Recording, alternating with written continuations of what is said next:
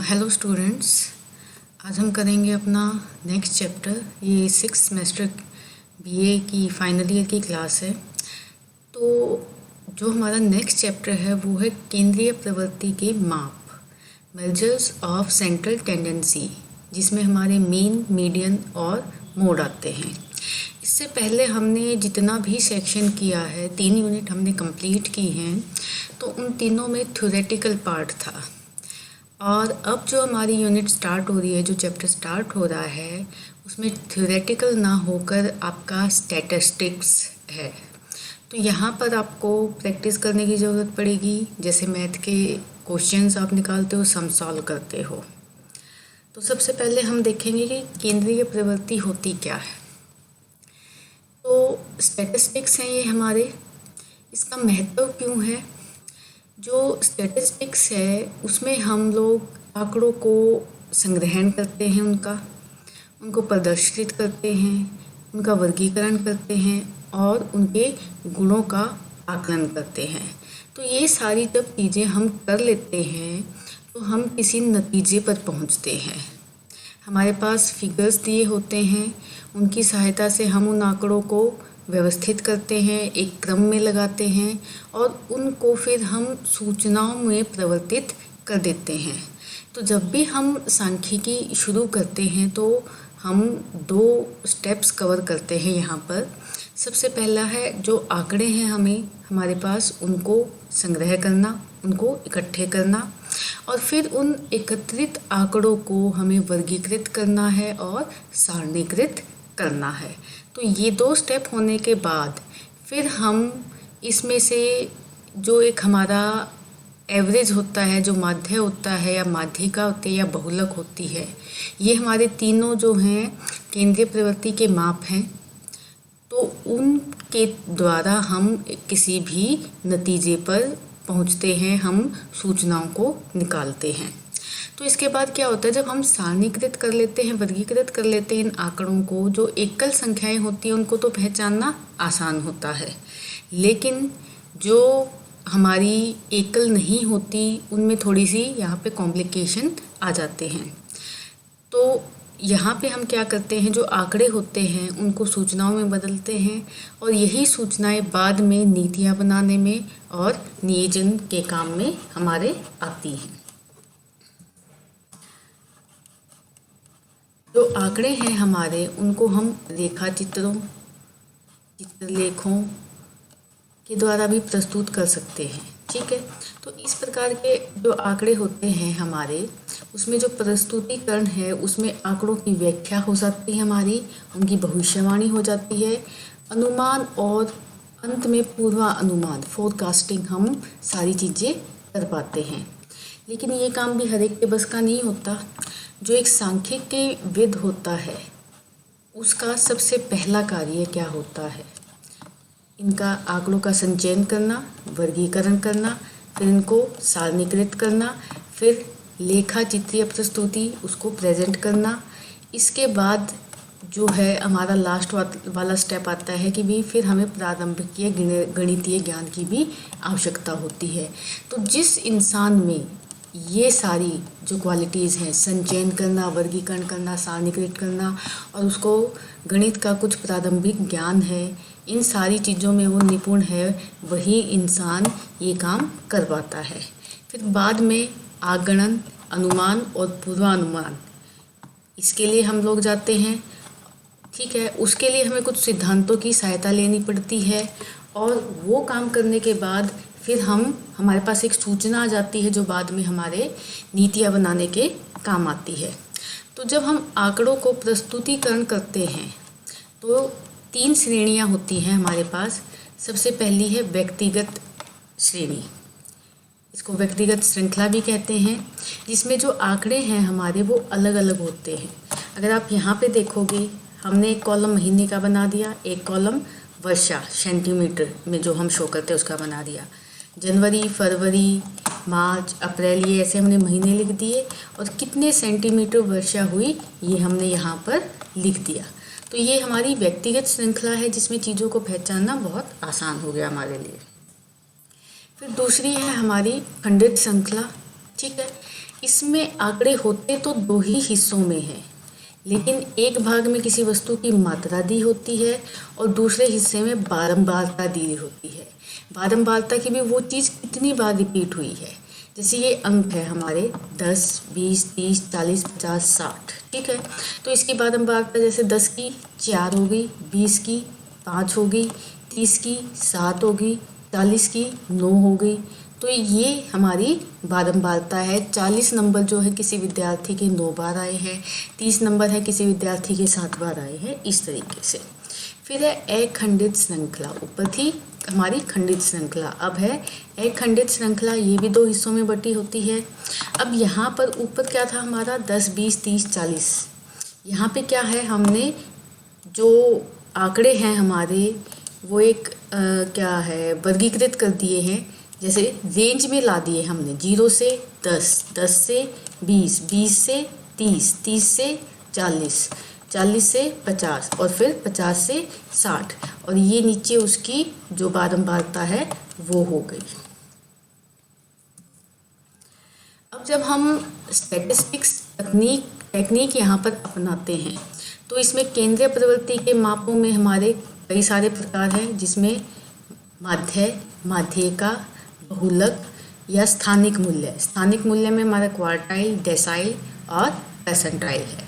फिर है अपरिकरण के माप, मेजर्स ऑफ डिस्पर्सन। इसमें हमारे जैसे रेंज आ गया, विस्तार, माध्य विचलन, मीन डेविएशन, प्रमाप विचलन, स्टैंडर्ड डेविएशन, क्वार्टाइल डेविएशन और विचलनशीलता का गुणांक, कोएफिशिएंट ऑफ वेरिएशन। अब हम एक एक करके इन क्वेश्चंस को सॉल्व करेंगे। पहले इनका मतलब समझते हैं। तो केंद्रीय प्रवृत्ति के मापों में सबसे पहला जो है हमारा वो होता है माध्य, जो हम निकालते हैं। पहले हम केंद्रीय प्रवृत्ति की डेफिनेशन देखते हैं। केंद्रीय प्रवृत्ति देखो, जैसे कि इसके नाम से ही यहाँ पे हमें पता लग जाता है जो चीज़ केंद्र में हो। तो केंद्रीय प्रवृत्ति उस बिंदु को कहते हैं जिसके आसपास अन्य बिंदुओं का जमाव होने की प्रवृत्ति पाई जाती है, ठीक है। तो एक हमारा मेन सेंटर पॉइंट होता है, उसके चारों तरफ जो है जमाव होने की प्रवृत्ति है पाई जाती है। अगर दूसरे शब्दों में बात करें तो केंद्रीय प्रवृत्ति उस माप को कहते हैं जो दिए गए आंकड़ों का प्रतिनिधित्व करता है, ठीक है। केंद्रीय प्रवृत्ति को हम औसत भी मान लेते हैं कि भाई एवरेज कितना है। मान लो भाई एक क्लास में 25 बच्चे हैं, किसी के 5 नंबर है, किसी के 10 नंबर है, किसी के 15 नंबर है, तो उस क्लास के हम एवरेज मार्क्स जो हैं वो भी यहाँ पे केंद्रीय प्रवृत्ति से निकाल सकते हैं। तो सांख्यिकी में औसत का अर्थ केंद्रीय प्रवृत्ति की माप से लगाया जाता है। रास के अनुसार केंद्रीय प्रवृत्ति का मान वह मान है जो समस्त आंकड़ों का श्रेष्ठतम प्रतिनिधित्व करता है। तो कहने का मतलब क्या है कि भाई एक ऐसा बिंदु जो सबसे ज़्यादा स्ट्रॉन्ग है और जितने भी आंकड़े हैं उनका प्रतिनिधित्व करता है, वो हमारी केंद्रीय प्रवृत्ति का माप कहलाता है। तो इसमें जो सेंट्रल टेंडेंसी है हम किस किस तरीके से निकाल सकते हैं। 2 तरीके हमारे, मैथमेटिकल एवरेज और पोजिशनल एवरेज, ठीक है। मैथमेटिकल एवरेज में हमारे अरिथमेटिक मीन हो गया, जियोमेट्रिक मीन हो गया, हार्मोनिक मीन हो गया, और पोजिशनल में हमारा मीडियन आ गया और मोड आ गया। अब है केंद्रीय प्रवृत्ति में हम जो 3 नीतियों का निर्धारण करते हैं। सबसे पहला समांतर माध्य, ठीक है। समांतर माध्य यह वह मूल्य है जो किसी श्रेणी के समस्त मूल्यों के योग में से उसकी संख्याओं का भाग देने से प्राप्त होता है, ठीक है। तो कोई भी श्रेणी है उसके समस्त मूल्यों का हम योग कर देते हैं और कितने मूल्य थे उससे हम उसको भाग दे देते हैं। माध्य का क्या है, मध्यांक मान किसी मापनी पर उस बिंदु के रूप में परिभाषित किया जा सकता है जिसके ठीक ऊपर आधी इकाइयाँ हो और जिसके ठीक नीचे आधी इकाइयाँ स्थित हो। तो मध्य का क्या है, एक ऐसा बिंदु है हमारा, जैसे ये एक बिंदु है हमारा, इसके इस तरफ भी एग्जैक्ट उतने ही नंबर हो गए, मान लो 5 नंबर हैं, और इसके नीचे भी यहाँ पे 5 नंबर होंगे। तो ये जो हमारा सेंटर पॉइंट है ये हमारा माध्य का कहलाएगा। फिर है बहुलक। किसी भी आवर्ती में वितरण में बहुलक वह मान होता है जिसकी आवर्ती सबसे ज़्यादा होती है, जो सबसे ज़्यादा अधिक बार रिपीट होता है वो हमारा बहुलक होता है। अब समांतर माध्य का अर्थ, जैसे कि हमने पहले भी पढ़ा था कि किसी श्रेणी के समस्त मूल्यों के योग में उसकी संख्याओं का भाग देने से जो प्राप्त होता है वो हमारा समांतर माध्य होता है। तो इसका फॉर्मूला है, जैसे समांतर माध्य का x माध्य, इसके ये उपनाम है औसत समांतर माध्य या मीन। अब यहाँ पर हम समांतर माध्य को कैलकुलेट करेंगे, ठीक है। तो इसमें हमारे पास यहाँ पर 3 विधियाँ हैं, प्रत्यक्ष रीति, लघु रीति और पद विचलन विधि। इन 3 विधियों से हम एक एक करके जो है हमारा समांतर माध्य है उसको कैलकुलेट करेंगे, ठीक है। तो जो हमारी स्टेटमेंट है, एक कारखाने में दैनिक काम करने वाले 30 मजदूरों की आय का प्रत्यक्ष माध्य निकालिए। तो हमने यहाँ पर प्रत्यक्ष विधि का इस्तेमाल करना है, प्रत्यक्ष माध्य इन्होंने बोला है। ये हमारे पास डिजिट हो गए सारे जो 30 मजदूर हैं, ठीक है। तो 120 से लेके यहाँ हमारे 240 तक ये हमारे जो काम करने वाले जो मजदूर हैं उनकी आय होगी। तो जो हमारा माध्य है उसका फॉर्मूला है ये x बार, इसके ऊपर जो ये डंडा है x के ऊपर इसको बार बोलते हैं, x bar is equal to sigma small x divided by n, ठीक है। तो सिग्मा x क्या है हमारा, यहाँ पर सिग्मा x है सभी प्रक्षेपणों का योग, जो ये हमें दिया हुआ है इनका योग, और उसको भाग देना हमने प्रक्षेपणों की कुल संख्या। कुल संख्या कितनी है हमारी 30 मजदूर, ये हमारी कुल संख्या है। तो इनका जो माप आया, जो योग आया वो आया हमारा 7050, इसको हमने डिवाइड कर दिया 30 से, तो जो कैलकुलेशन आई हमारी वो आई 235। तो जो हमारा प्रत्यक्ष माध्य निकला वो निकला 235। एक और क्वेश्चन देखते हैं ऐसे ही। 10 विद्यार्थियों का जो जेब खर्च है वो रुपये में आता है, तो इसको प्रत्यक्ष विधि द्वारा समांतर माध्य ज्ञात कीजिए। तो ये जो है ये 10 स्टूडेंट्स का जो जेब खर्च है वो है, ठीक है। 15 से लेकर 60 तक पहले हम इनका टोटल करेंगे। ये देखो 15 से 15, 20 प्लस 20, 30, इनका हमने टोटल कर दिया। 10 विद्यार्थी थे डिवाइडेड बाय 10, तो 340 डिवाइडेड बाय 10, तो हमारा जो आ गया वो आ गया 34। तो ये हमारा माध्य आ गया यहाँ पर। अब है खंडित श्रृंखला में, वो थी हमारी, ये हमारी व्यक्तिगत श्रृंखला थी जो हमने सबसे पहली टाइप पढ़ी थी। यहाँ पर देखो ये हमारी 3 श्रृंखलाएं थी, व्यक्तिगत, उसके बाद हमारी खंडित और फिर अखंडित। तो अभी हमने व्यक्तिगत श्रृंखला की है, अब हम करेंगे खंडित श्रृंखला में। तो खंडित श्रृंखला में हमें यहाँ पर एक, इसमें तो यहाँ पर हमें अंक दे दिए, दूसरे में यहाँ पर हमें फ्रीक्वेंसी दे दी, ठीक है। तो अब हमने क्या करना है, इन अंकों और फ्रीक्वेंसी को मल्टीप्लाई करना है, इनको आपस में गुणा करना है। तो 30 गुणा में 60 180, 40 गुणा में 50 200, 12 50 गुणा में 12 600, 60 गुणा में 70 420। इस तरीके से हमने यहाँ 90 गुणा में 8 720, यहाँ तक हम आ गए। फिर हमने इनका टोटल करना है, टोटल आ गया हमारा 2990। और जो हमारे विद्यार्थी थे, ये हमारी विद्यार्थियों की संख्या है, इसको हमने टोटल कर देना है। 6 + 5 + 12 + 7 9 3 8, तो जो हमारा टोटल आया वो आया 50। देखो यहाँ पे हमने लिखा है सिग्मा एफ क्या है हमारा ये, तो इनका जो टोटल आएगा वो हमारा सिग्मा एफ आ जाएगा और ये हमारा fx आ जाएगा। तो जो हमारी प्रत्यक्ष विधि है fx, सिग्मा fx हमारा आ गया, ये सिग्मा f आ गया ये, और जो फॉर्मूला है हमारा वो ये है, इसमें हमने वैल्यू पुट कर दी 2990/50, तो जो हमारा आंसर आया वो आया 59.8।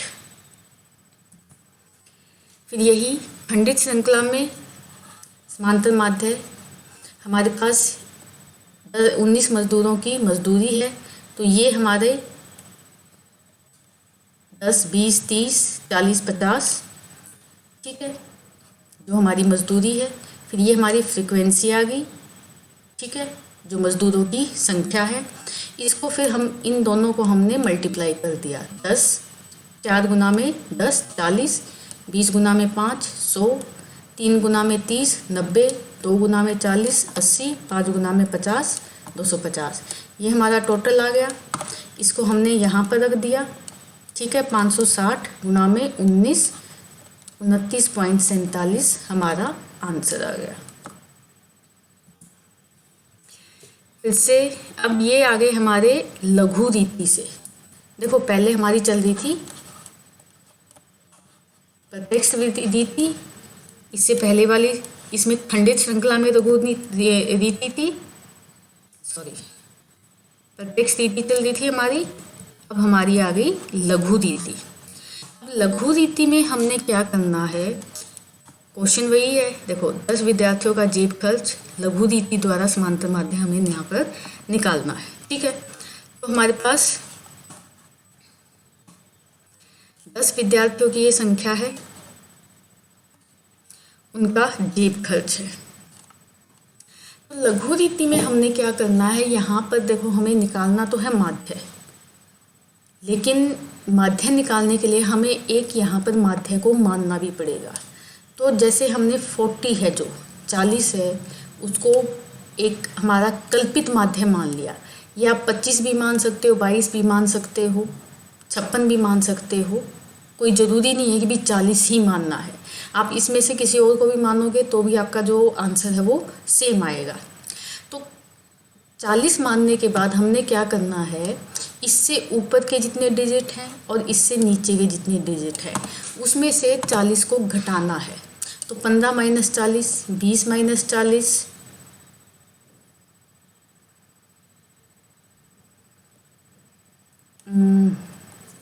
इस सम को छोड़ो, ये करते हैं। ये हमारे 10 विद्यार्थियों का टोटल है, ये उनके द्वारा प्राप्त किए गए हमारे अंक है। तो यहाँ पर हमने 65 जो है हमारा कल्पित माध्य माना है, ठीक है। इसको आप 55 भी मान सकते हो, 50 भी मान सकते हो, 70 भी मान सकते हो, 80 भी मान सकते हो, ठीक है। तो अब हमें इसमें से इस 65 में से इन सारे डिजिट को माइनस करना है। तो 35 - 65 - 30, क्योंकि ये माइनस का हमारा सिंबल जो है वो बड़ा है।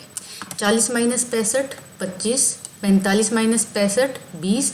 तो ये जो इससे ऊपर के हैं ये सारे माइनस में आ रहे हैं, और आप इससे नीचे के देखोगे ये सारे हमारे प्लस में आ रहे हैं, ठीक है। तो माइनस वालों का जो है टोटल वो आपको अलग करना है, ठीक है। तो अगर हम यहाँ पे टोटल करेंगे 30 + 25 55 + 20, ये हमारा आ जाएगा 10,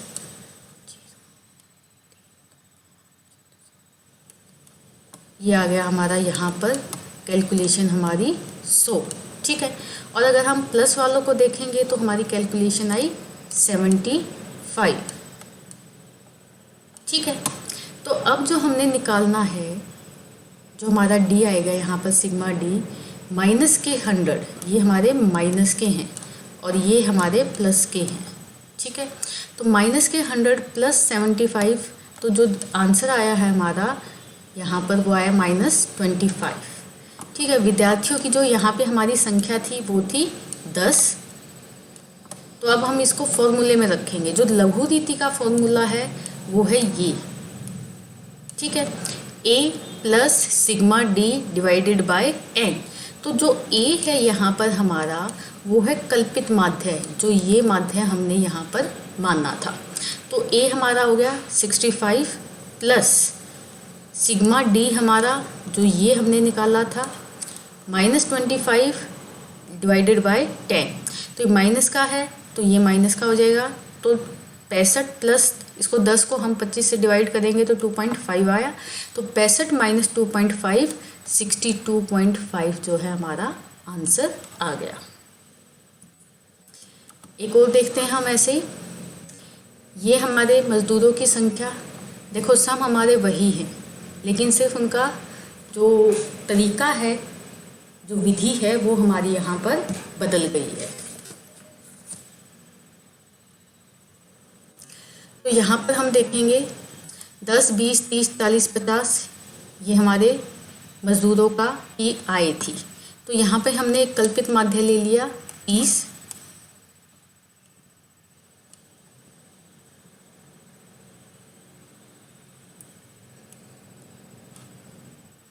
जो हमारा कल्पित माध्य है वो हो गया हमारा यहाँ पर 30, ठीक है। तो इसमें से 10 माइनस 30 हमारे 20 आ गए, 20 माइनस 30 10 आ गया, 30 माइनस 30 0 आ गई, 40 माइनस 30 10, 50 माइनस 30 20। तो जो माइनस के हैं उनका हम अलग से टोटल कर लेंगे, ठीक है। सॉरी, इसमें जैसे जो ये आया है फिर हम इसको इससे मल्टीप्लाई करेंगे, जो हमारी फ्रीक्वेंसी थी उससे मल्टीप्लाई करेंगे। तो 20 गुना में 4 माइनस के 80, 10 गुना में 5 माइनस के 50, फिर 3 गुना में 0 0, फिर 10 गुना में 2 यहाँ पे 20, 5 गुना में 20 100। तो यहाँ पे हम माइनस माइनस को अलग इकट्ठा करेंगे और प्लस को अलग। तो ये हमारे 130 बन रहे हैं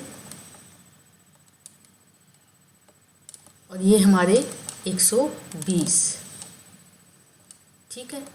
ये माइनस के हैं, माइनस का ज़्यादा है तो यहाँ पे हमारे माइनस के 10 आ गए।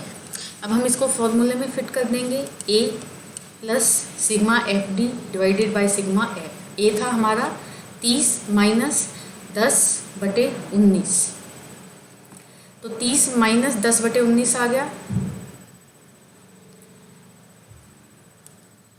इस 30 को हमने इसके साथ मल्टीप्लाई कर दिया, यहाँ पर हमने एलसीएम लिया है, ठीक है। 19 557 माइनस 10, ठीक है, 560/19 एलसीएम लेके हमने ये सॉल्व किया है। तो जो हमारा आंसर आ गया 29.47। एक और लघु रीति से देख लेते हैं। ये हमारे पास आंकड़े हो गए, ये उनकी फ्रीक्वेंसी हो गई। जो माध्य है हमारा कल्पित माध्य हमने यहाँ पे लिया 124, इसको माइनस कर देंगे, 96 माइनस 124, 102 माइनस 24, ठीक है। इसके बाद 5 मल्टीप्लाई बाय 28, 6 गुना में 22, 3 गुना में 20, ठीक है। इनका टोटल अलग से हो जाएगा हमारा, ये आ गया